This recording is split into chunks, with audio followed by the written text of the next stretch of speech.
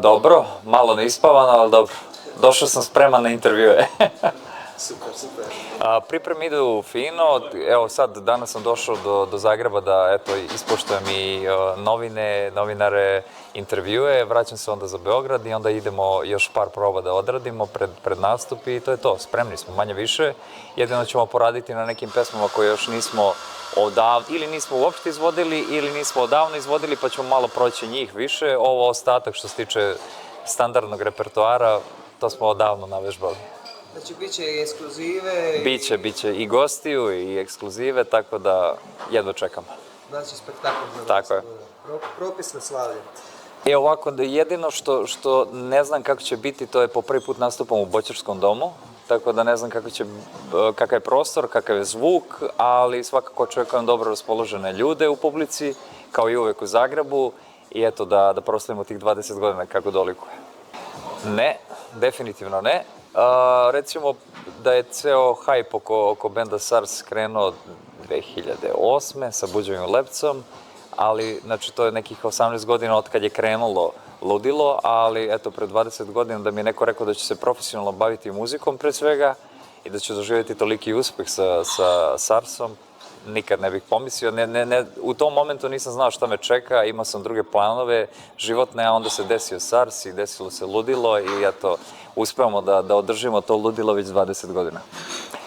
Pa u početku je to bilo suptilno, pošto kad je izašao Buđov Lebac nije bilo ovih platformi za deljenje muzike i svega toga, nego su ljudi šerovali preko infrareda, bluetootha, su šerovali sa telefona na telefon i onda kad sam čuo da na telefonima puštaju u gradskom prevozu, vozim se i onako vidim ljude koje ne poznajem da puštaju Buđov Lebac, to je prvi znak da smo napravili nešto kako treba i da je odjeknulo kod ljudi, a onda kad smo videli, eto, recimo, gde god da smo 2009. godine, kad smo krenuli da nastupamo i izvan Srbije, a i po Balkanu, da tako kažem, da smo videli gde god da smo došli, da ljudi pevaju, da su, znaju reči pesama, pevaju u glas sa nama, tad sam prvi put shvatio, okej, ovo što radimo ima smisla i naišlo je na super akciju, ne samo u Beogradu, ne samo u Srbiji, nego širom regiona. Tako da to je bio prvi znak, a onda posle, kad sam video i eto pune dvorane i sve to mi je samo bila potvrda da radimo sve kako treba.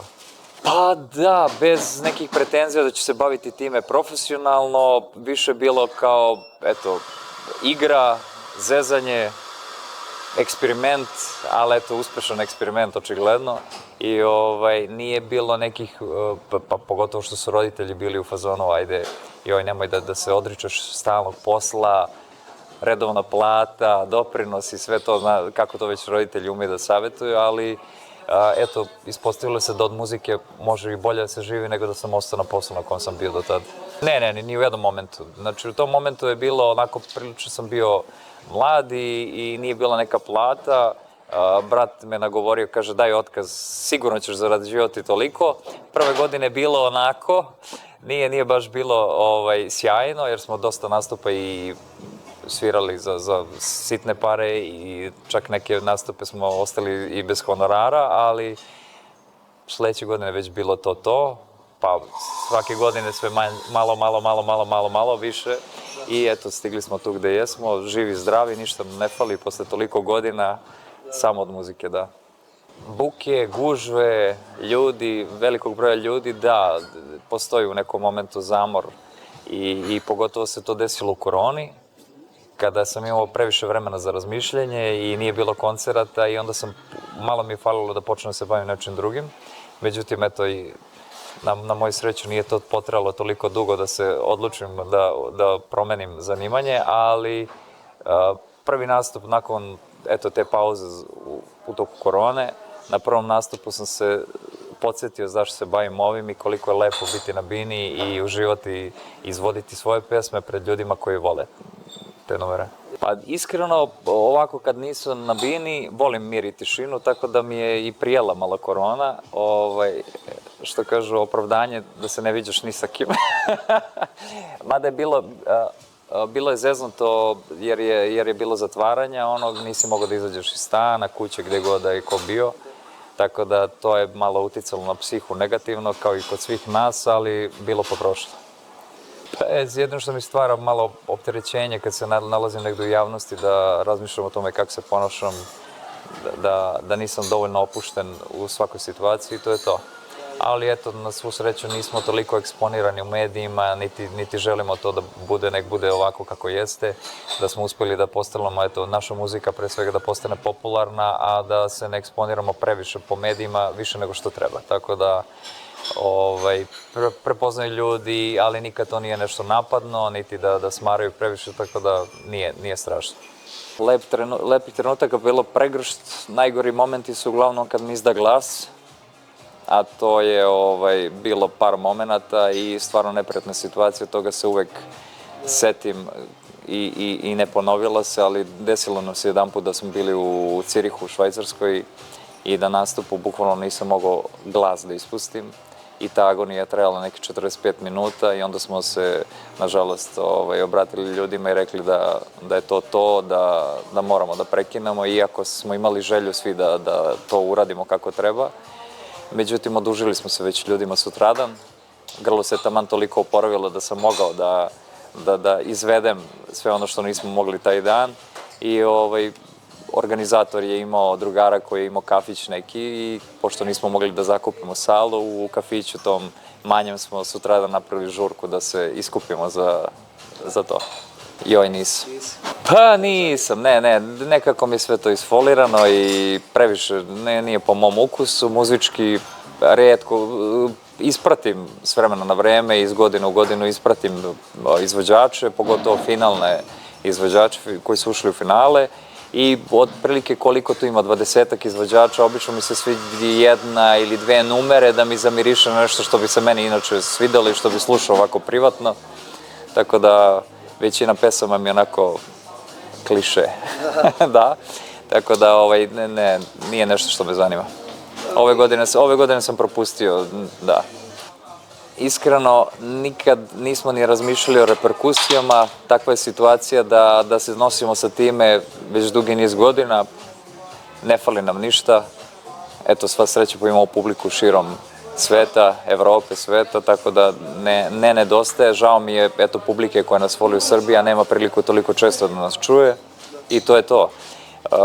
Na sreću, uspeli smo ove godine da, eto, barem za 20 godina već dogovorimo par nekih koncerata koje će se desiti i da obeležimo tako kako treba i kod nas.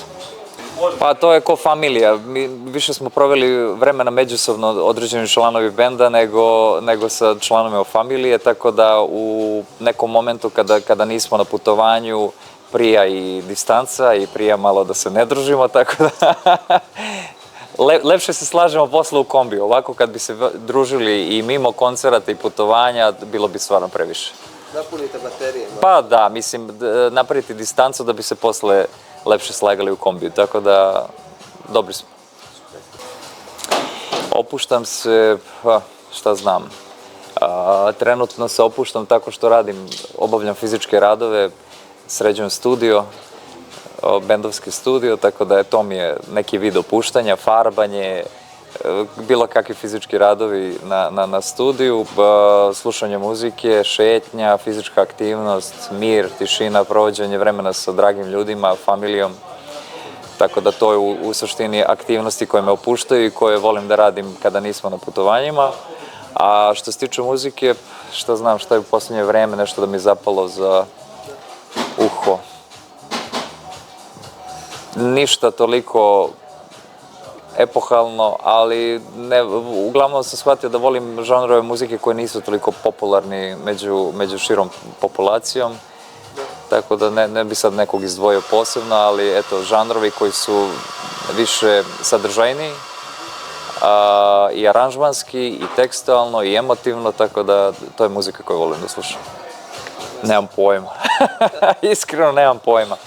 Šta me to oblikovalo da budem takav kakav sam danas, pa je verovatno mnoge stvari, pa eto i detinjstvo i vaspitanje i odnos sa prijateljima od najmanjih, što kažu, od malih nogu i sve pomalo, ali sad kako mi je bilo detinjstvo, pa bilo je svega i svačega, bilo je i bezbrižno, a bilo je i vreme tako kako je bilo, da i nije baš bilo bezbrižno ako gledaš to iz ugla nekih ljudi koji su to vreme bili odrasli, tako da ništa mi nije falilo. Shvatio sam da možda i nisam toliko zahtevan, verovatno proizilazi iz tog vremena koje sam proživao kao klinac, tako da sve ima svoj plus i minus. Prvog poljupca, sad pokušam se setim, sećam se definitivno, da. A sad pokušam se setim da li je bilo nekih slučajnih poljubaca kad sam baš bio mali, ali ne mogu se setim trenutno, da. Je li bilo neugodno, neka neugodnost, lapsus ili... Pa ne, bilo je uzbuđenje, naravno, koji svaki put kad radiš nešto po prvi put, uzbuđenje, treperenje u organizmu, da, celom, da, ali lepo iskustvo, naravno. Naravno da, voleo bih u jednom momentu to da se desi, nadam se da će se desiti uskoro, nisam više ni toliko mlad, tako da uskoro nadam se i obitelj, i porodica i sve što treba onako. To je to, imaš nešto za dodati, imaš? Ništa je to, imamo novi singl uskoro, novo izdanje, spremamo 2 nova singla, 3-4 nova singla, trenutno završamo spot za 1 koji se nadam da ćemo objaviti pre nastupa u Zagrebu. Izvešćemo jednu pesmu premijerno u Zagrebu za verne fanove, kao što smo imali priliku da izvodimo recimo Lutku pre ne znam koliko godina pre nego što je objavljena, tako da eto male najave šta će se desiti na zagrebačkom koncertu, a uskoro nadam se do kraja godine da objavimo 4 ili 5 novih singlova i da objedinimo sa svim pesmama koje smo u prethodnom periodu objavili do sada i da eto uokvirimo u formi albuma. To će biti 8. studijski album grupe SARS, pa ćemo vidjeti za sledeću godinu šta i kako.